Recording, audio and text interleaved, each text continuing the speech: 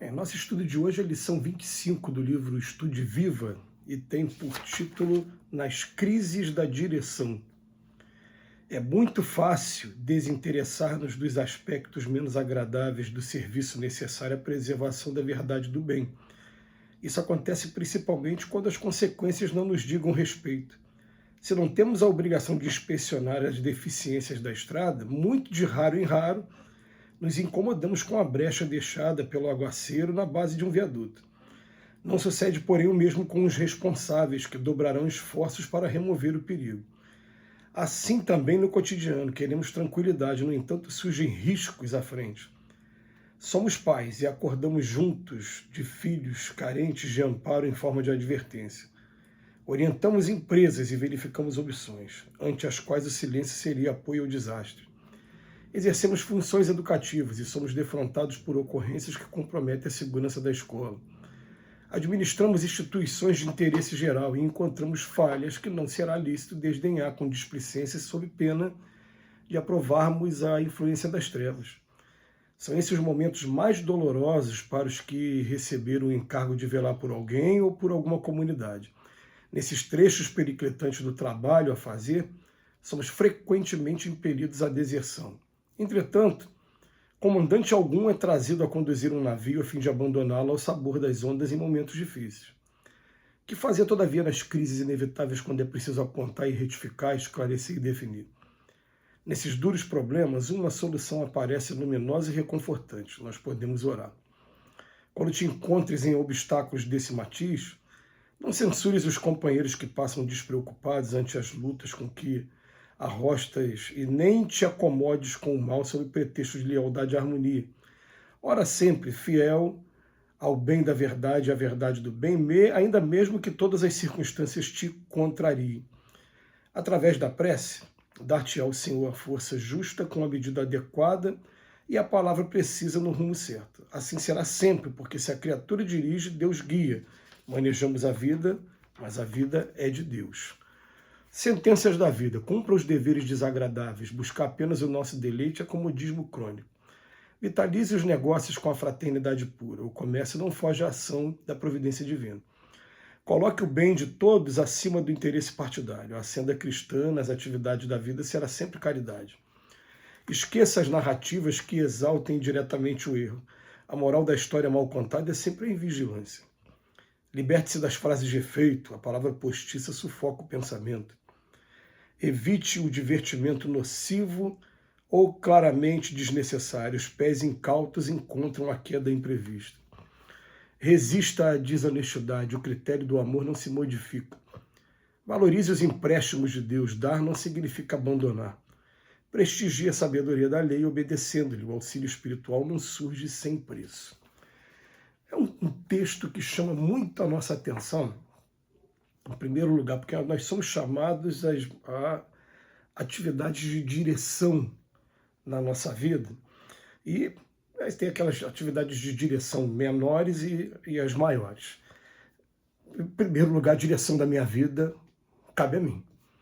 Mas, fatalmente, a gente recebe daqui a pouco, né, a incumbência de cuidar primeiro de um pai ou de uma mãe idosa, ou daqui a pouco dos filhos que aparecem, ou dos agregados, e quem começa a trabalhar e de repente até buscar promoções no trabalho, daqui a pouco fatalmente está pegando a função de gerente, a função de alguma coisa também responsável por grupo de pessoas. Quando isso acontece, o Emmanuel veio fazer um comentário aqui no início, né, que se a gente não tem a obrigação de inspecionar as deficiências da estrada, o que acontece? Né? Muito de raro em raro, a gente vê aquela brecha, tem um buraco ali, não sou eu. É uma pena que o poder público deixou aquele buraco, mas não compete a mim. A gente raramente vai querer fazer as atividades dos outros. O Emmanuel faz uma crítica aqui interessante. Na hora que eu estava lendo aqui, eu estava lembrando que no meu trabalho é muito comum as pessoas vão usando o grampeador, e quando o grampo acaba, o grampo do grampeador, ele deixa aquele grampeador e passa a usar outro. E raramente você vê uma pessoa pegando lá o grampo e repondo, porque quem vai usar grampeador, vai usar o grampeador em momentos que ele está com pressa, né? Ele está querendo fazer aquilo ali rápido, deu errado, ele usa outro grampeador. E depois sou eu que tenho que ir lá repor todo o grampo lá dos aparelhos. Isso acontece com muita frequência. Só que o que acontece? Vai ter situação que vai ficar para a gente sabe que a nossa consciência aponta, ó, a responsabilidade é minha nisso aqui. Tem um texto maravilhoso, um dos melhores textos aí que eu li no Evangelho segundo o Espiritismo, que ele fala do dever, e fala que o dever é o laurel da razão. Laurel é aquilo que nas Olimpíadas antigas, aquelas folhas que as pessoas, quando ganhavam medalha de ouro, botavam uma folha, né, uma planta ali, aquele laurel, como se fosse a medalha de ouro, a premiação daquela pessoa. E ele vem dizendo lá que a razão, ela vem do fundo do coração. Você tem aquela coisa, aquela obrigação contigo. Não, isso aqui eu tenho que fazer, eu tenho um dever moral. Não tem ninguém me cobrando por fora. Eu sei que eu tenho que fazer. E aí o que acontece? Vai aparecer momentos muito difíceis, porque mesmo sabendo que depende de mim, principalmente quando é coisa assim, né, educacional, são meus filhos que ainda são menores e precisam da minha ajuda. Quando depende de mim, eu estou tentando ajudar e estou vendo que não estou conseguindo, porque o filho, querendo ou não querendo, ele tem livre-arbítrio. Ele pode, a partir da fase de adolescência, começar a tomar caminhos tortuosos. E o Emmanuel fala para a gente, ó, nesses duros problemas, crises inevitáveis, uma solução aparece luminosa e reconfortante. Nós podemos orar. E a gente chama atenção, mais uma vez, para o fato da gente desconhecer ainda o poder da oração. Porque o que acontece? A frase que fica para a gente é vigiai e orai. Não inverte a ordem, não. Não é orar e vigiai, não. É vigiai. Por quê? Porque você colocando vigiai primeiro, eu estou agindo. Eu estou fazendo tudo que está ao meu alcance. Eu estou vigiando. Mas vai ter uma hora que mesmo vigiando, eu esgotei. Eu tentei fazer isso, fazer aquilo. Agora não depende de mim. Agora está nas mãos de Deus. E nesse momento eu faço a minha oração. Quando eu faço a minha oração, é claro que meu anjo da guarda está ouvindo a minha oração. Os espíritos familiares que eu tenho também, que são meus amigos, estão me ouvindo. E está tendo um intercâmbio, porque mesmo aquela pessoa, que o meu exemplo aqui foi um filho, por exemplo, ele também tem o anjo da guarda dele. E o anjo da guarda dele também está sendo orientado, também está tendo problemas, mas a oração, ela começa a mover forças.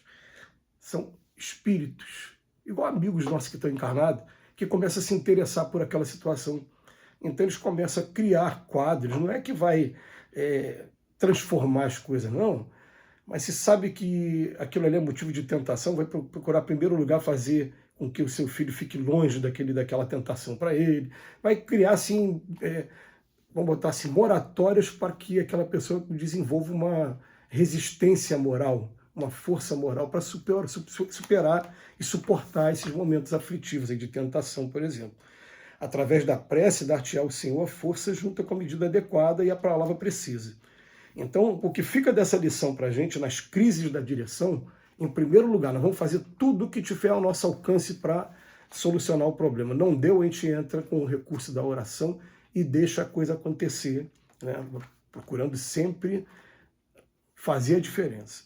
Nas sentenças que o André Luiz deixa para a gente depois, tem algumas aqui que realmente chamam muita atenção, para a gente depois ler com calma, mas fala, ó, cumpra os deveres desagradáveis. A gente tem mania, eu sou assim. Eu sei que eu tenho que fazer 5 coisas, mas a mais desagradável a gente vai deixando para o final.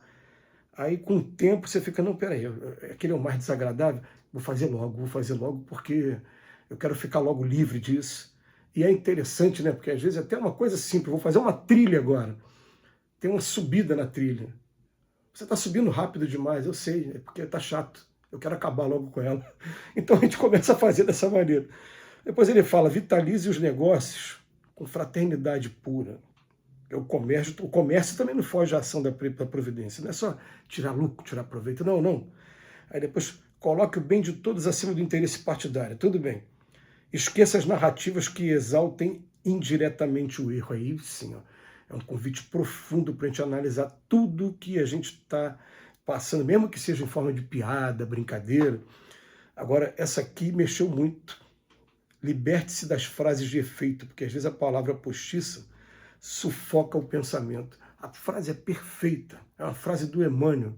Mas calma, gente, ele está no momento de queda, então de repente aquela frase vai desmotivar. A gente tem que ter essa maturidade de entender quando está ajudando e quando não está ajudando.